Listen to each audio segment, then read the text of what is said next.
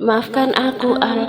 Kakak harus menikah dengan Elang karena dia adalah ayah dari bayi yang aku kandung, ucap seorang gadis berusia 24 tahun yang berjongkok dengan derayan air mata di wajahnya.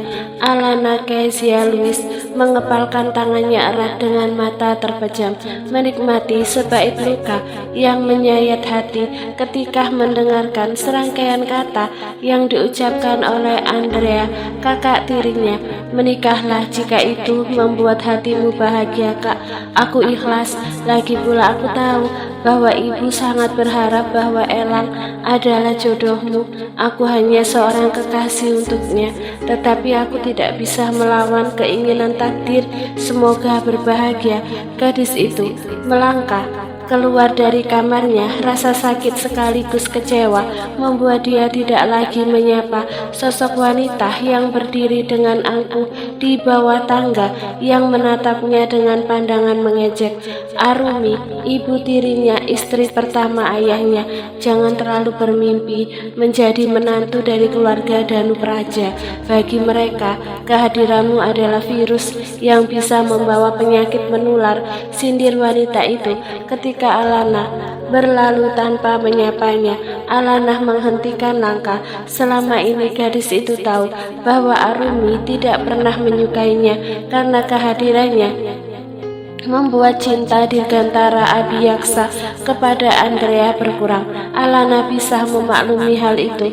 Ayahnya bernama Dirgantara memang memiliki istri lain selain Arumi. Siapa yang harus disalahkan? Dirinya. Rasanya tidak adil. Terserah apa katamu, Tante. Aku tidak peduli. Ambil Elang jika itu bisa membuatmu bangga. Tetapi ingat satu hal, putrimu Andrea Abiyaksa hanya menerima bekas dariku selamanya. Dia menerima bekasku, ucap Alana dengan senyum mengembang yang terkesan angkuh. Dasar anak jalang, umpat Arumi dengan wajah merah padam. Aku, ucap Alana menunjuk ke dirinya sendiri. Aku anak jalang terhormat. Setidaknya Mama adalah putri dari keluarga terhormat. Apa kau tahu, Tante?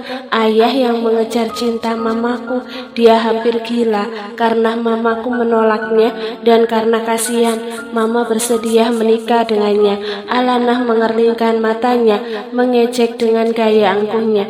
Lihat saja, setelah Elang menikah dengan Andrea, aku akan menyingkirkanmu dari rumah ini, geram Arumi. Anak ini benar-benar angkuh dan sombong.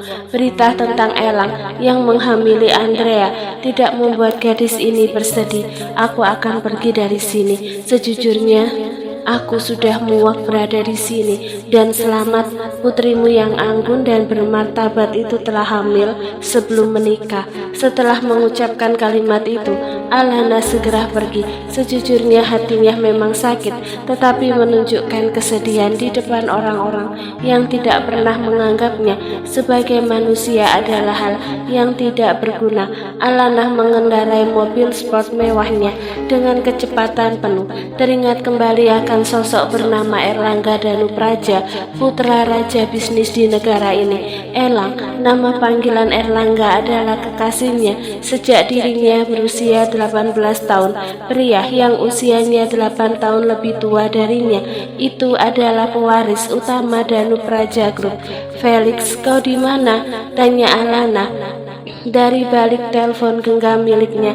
Aku ada di apartemen. Ada apa? Jawab suara dari seberang. Temani aku ke klub. Tidak, Elang akan menggantungku. Jangan sebut nama si brengsek itu, sialan. Kau membuatku emosi saja. Kau sudah mendengarkan kalau sahabatmu itu seorang bajingan, teriak Alana. Saat ini kadar emosinya berada dalam level akut. Ia sudah memblokir nomor Elang setelah 3 hari lalu. Ayahnya memohon agar dirinya mengalah demi bayi dalam kandungan Andrea. Alana menyesal kenapa harus menuruti kemauan ayahnya menimba ilmu di negeri ini. Kehadirannya serasa tidak dihargai. Ya baiklah, aku akan menemanimu, Al. Oke, ingat jangan menghubungi Elang atau aku akan melenyapkanmu. Kau sadis sekali, gerutu Felix. Sampai jumpa di klub, teriak Alana, kemudian meletakkan telepon genggamnya. Felix adalah sahabat Elang yang berasal dari Australia, seorang dokter spesialis kandungan terbaik di ibu kota. Meskipun pria itu adalah sahabat Elang, tapi Alana cukup dekat dengannya karena mereka lahir di negara yang sama. Alana lahir dari seorang wanita bernama Claudia Louise, wanita asal Australia. Cinta Claudia dan Dirgantara Abiyaksa tumbuh ketika mereka sama-sama menimba ilmu di negara kanguru itu. Dirgantara yang telah dijodohkan dengan Arumi ternyata menjalin cinta dengan Claudia. Sementara itu, di kantor pusat Danube Raja Group, Erlangga, Danube Raja membanting telepon genggamnya setelah beberapa kali panggilannya diabaikan. Padahal sejak nomornya diblokir, dia sudah mengganti nomor, tetapi gadis itu tetap mengetahui nomornya. Alex, teriak pria berusia 28 tahun itu dengan keras. Seorang pria berpakaian formal datang dengan tergesa-gesa. Iya bos, ada apa? Cari keberadaan Alana. Tapi hari ini sudah malam bos, sudah waktunya saya untuk. Alex menunduk saat melihat tatapan membunuh di mata Elang. Nama bosnya ini sesuai dengan karakternya. Mau aku pecat? Tidak, jawab Alex tegas. Kerjakan sekarang. Baik bos, Alex menjawab dengan setengah hati sebelum akhirnya pergi. Pasal 1. Bos selalu benar, batin Alex.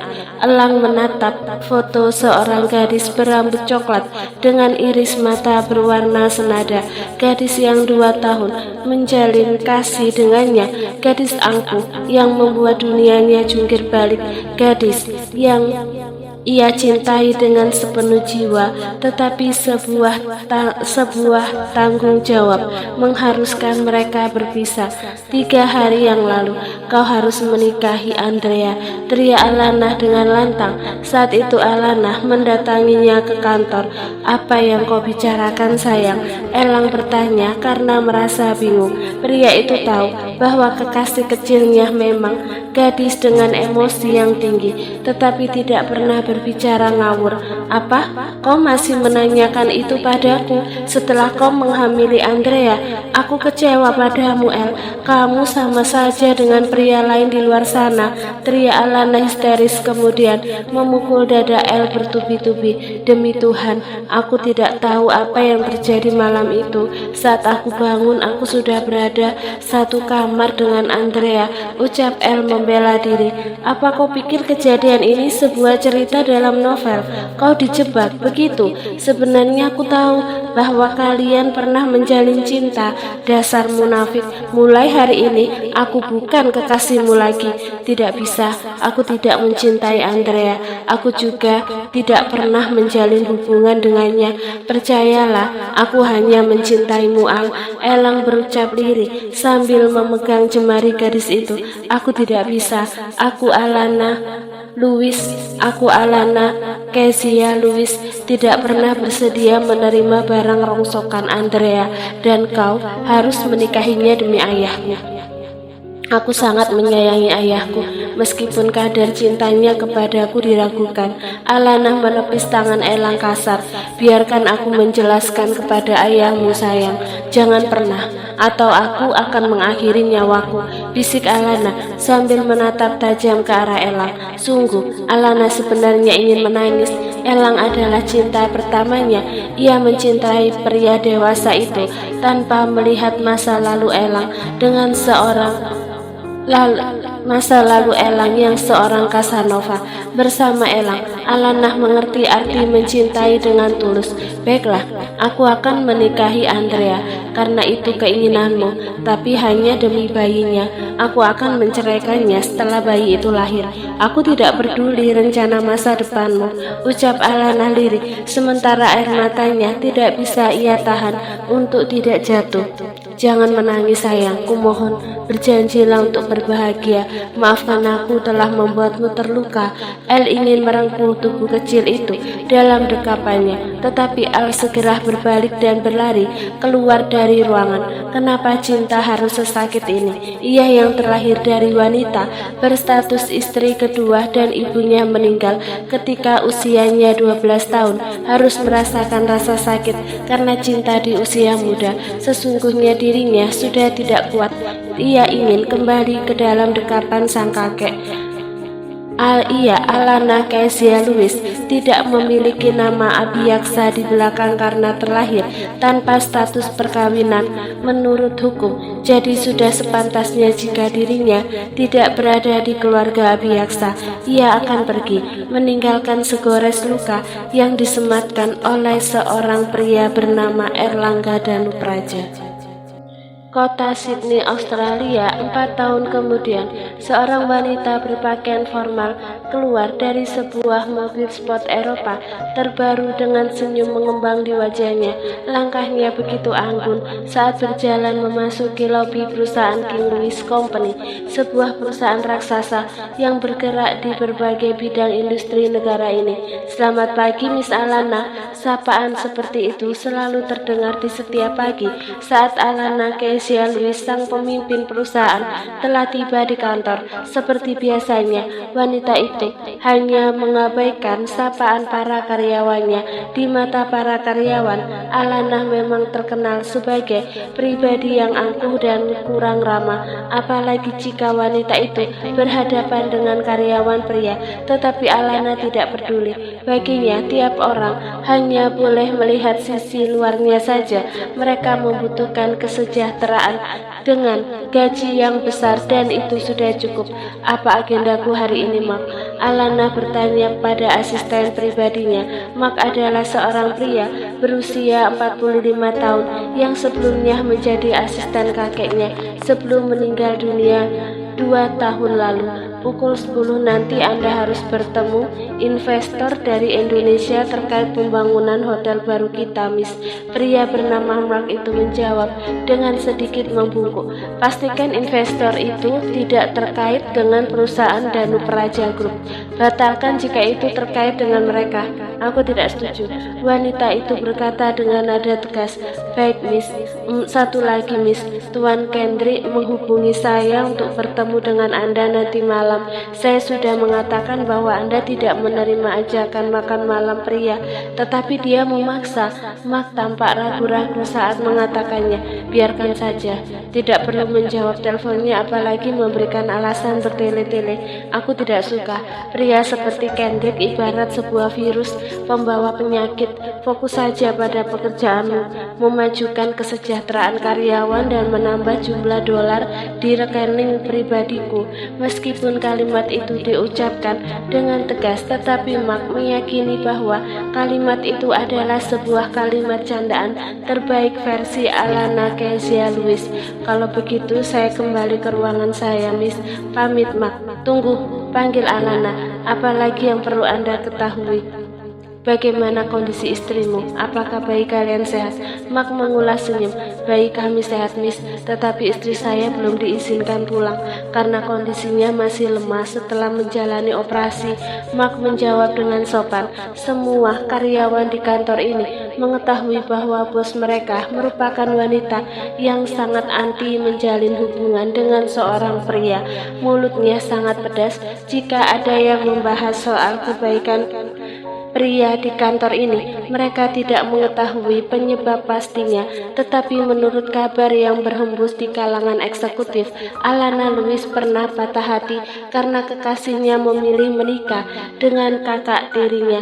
"Nanti siang bawa aku menemui istrimu. Aku ingin melihat bayi kalian. Kau boleh mengambil cuti saat menjemput istri dan anakmu nanti, tetapi suruh Antonio untuk menggantikan tugasmu.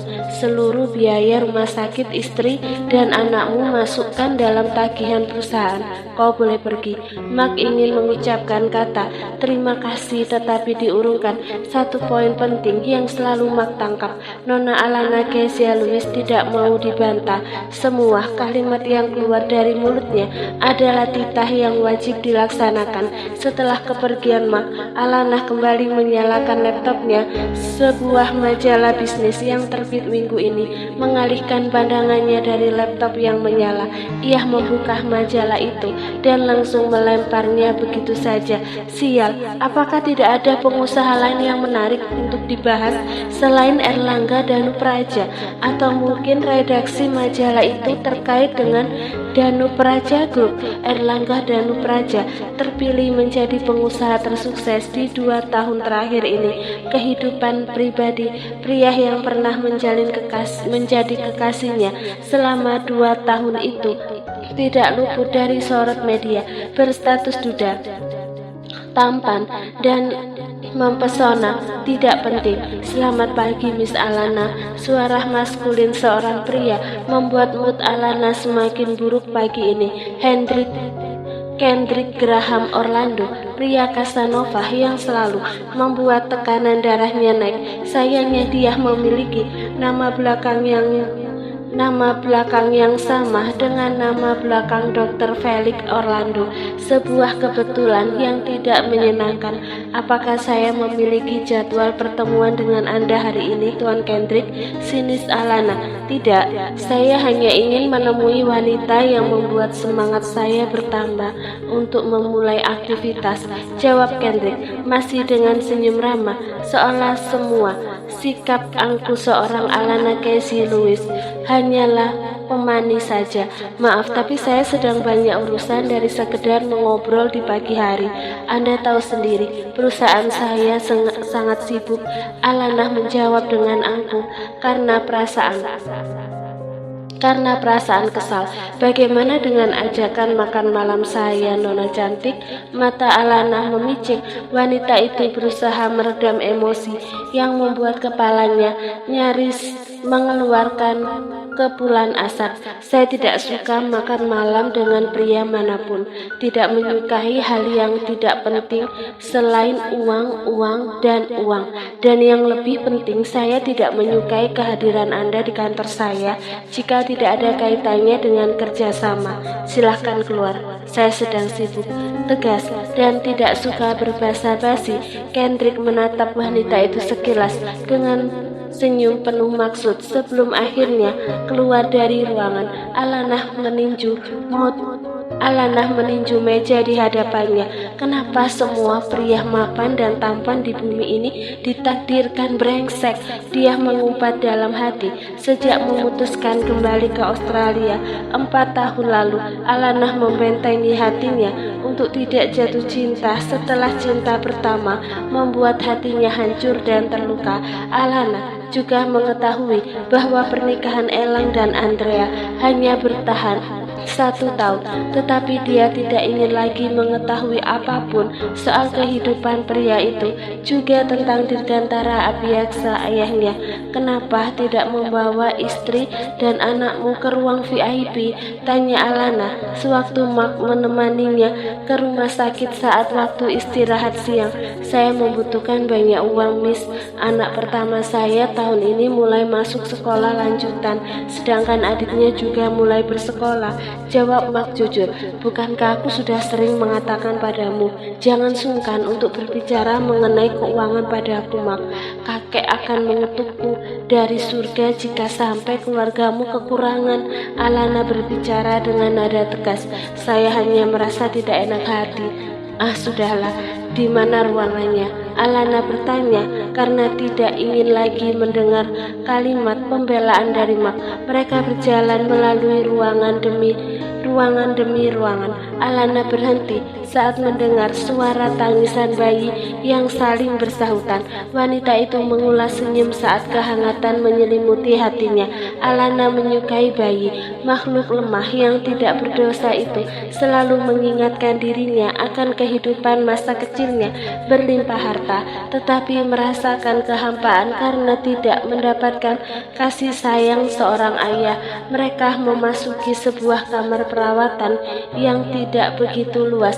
Seorang wanita berusia sekitar 40 tahun duduk di pinggiran ranjang rumah sakit dengan seorang bayi di pangkuannya sedang menyusu. Sebuah pemandangan yang membuat hati Alana berdesir. Bayi, apakah Tuhan bersedia menitipkan makhluk kecil tak berdosa itu untuk dirinya? Terus terang, meskipun bergelimang harta, tapi Alana merasakan kekosongan dalam hatinya. Selamat datang, Nona, sapa Helen dengan senyum tipis. Helen adalah istri Mark ketika kakek Louis masih hidup. Mereka sering berkunjung ke rumah. Bagaimana kondisimu? Apakah bayimu sehat? Tanya Alana sambil menyentuh wajah bayi yang masih merah itu. Seulas senyum terbit dari bibir mungilnya saat menatap mulut bayi itu, mencari sumber kehidupannya. Bayi kami sehat, Nona. Terima kasih karena Nona sudah berkenan mengunjungi kami, Helen berkata dengan sopan. Mark, panggil Alana. Belikan istri dan anakmu perlengkapan bayi apapun, ranjang bayi, pakaian, baju istrimu, vitamin, dan jangan lupa susu. Putramu sangat kuat menyusu.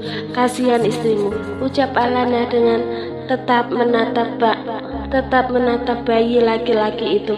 Baik, Nona, Mark mengangguk. Sikap Alana yang seperti ini mengingatkan Mark kepada Tuan Louis yang penuh welas asih meskipun berwatak keras dan cenderung kejam kepada karyawan. Alana mengeluarkan sebuah black card dari dompetnya dan menyerahkan kepada Mark. Jangan kembalikan sebelum kebutuhan istri dan bayimu tercukupi.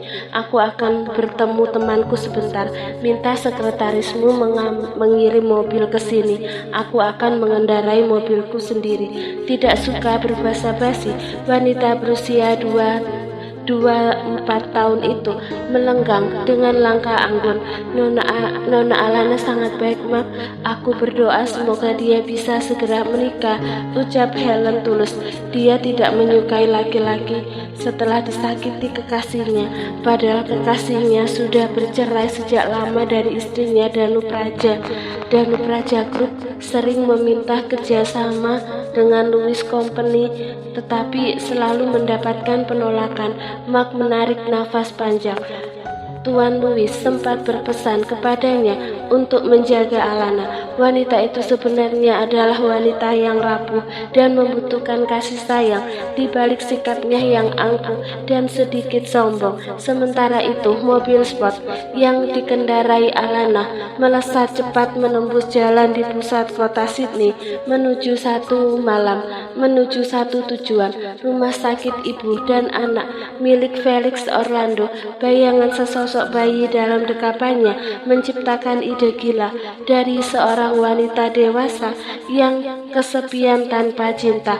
Felix yang mengetahui kehadiran Alana bergegas menyambut wanita yang pernah menjadi kekasih dari sahabat baiknya itu. Halo Miss Alana, bagaimana kabarmu? Sapa Felix dengan gaya ramah seperti biasanya. Meskipun membenci seorang pria, tetapi Alana bukanlah makhluk antisosial. Apalagi dengan jelas wanita itu mengetahui kepribadian Felix. Aku datang dengan sebuah tujuan. Hijab Alana yang langsung mengambil duduk di sofa melingkar di ruang kerja milik Felix. Dasar manusia es, hidupmu terlalu serius, Nona. Kau bisa cepat mati, gurau Felix yang langsung mendapatkan pelototan wanita di hadapannya. Karena takut mati itu aku datang kepadamu. Ya Tuhan, kau tidak sedang depresi karena pekerjaan kan, Al? Tanya Felix dengan khawatir. Aku Alana Kezia Louis, wanita cerdas dan berkarakter. Tidak mungkin depresi. Jangan omong kosong. Kali ini aku benar-benar membutuhkan bantuanmu. Felix menelan saliva. saat menatap ekspresi serius di wajah cantik Alana. Wanita ini memang cantik.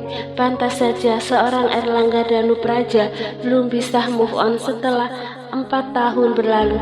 Ada apa? Felix bertanya sambil membetulkan letak kacamata yang sebenarnya sudah terpasang dengan benar. Apa benar kau seorang dokter kandungan terbaik di kota ini? Ya benar, pasienku membludak setiap hari. Felix menjawab dengan nada sombong. Apa program kehamilan yang kamu tangani selain sukses, selalu sukses? Felix terdiam sesaat. Pria itu berusaha menebak jalan pikiran Alana Louise. Hampir 95% sukses. Bagus, respon Alana dengan senyum lebar. Memangnya kenapa? Apakah hubungan kesuksesanku dengan dirimu? Aku membutuhkan Felix, nanti aku akan membayar sebesar yang kau mau. Felix mulai merasa tidak nyaman. Tatapan Alana Louise mulai menampakkan sebuah tatapan yang aneh. Apa yang bisa aku lakukan untukmu? Buat aku hamil, Felix Orlando. Apa? Felix terjingkat dari duduknya karena terlalu kaget. Tetapi wanita di hadapannya tampak tenang, seolah semua yang dikatakannya hanyalah sebuah lelucon.